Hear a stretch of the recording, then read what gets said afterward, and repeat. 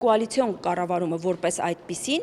տվեց ոչ ցանկալի պտուղներ, այսինքն տեսանք, որ քաղաքական տարբեր բանավեճերի ընթացքում քաղաքն է տուժում։ Այս պարագայում մեզ պետք է 50+1 ձայն, որպեսզի ունենանք միանձնյա իշխանություն եւ կարողանանք այս ընթացքում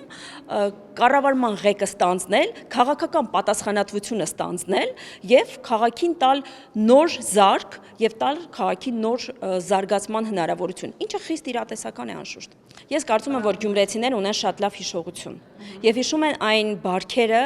այն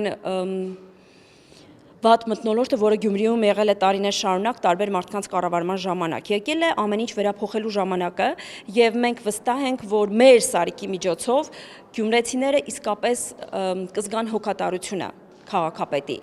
Այս օրերին դուք տեսնում եք, թե ինչպիսի ջերմությամբ, ինչպիսի հպարտությամբ, ինչպիսի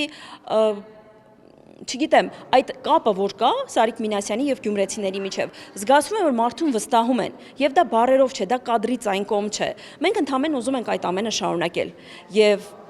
լիահույս ենք, ինչու՞ չէ նաեւ վստահ ենք, որ գյումրեցին կկատարի ճիշտ ընտրություն, ընտրելով քաղաքացիական պայմանագրին եւ մեր Սարիկին։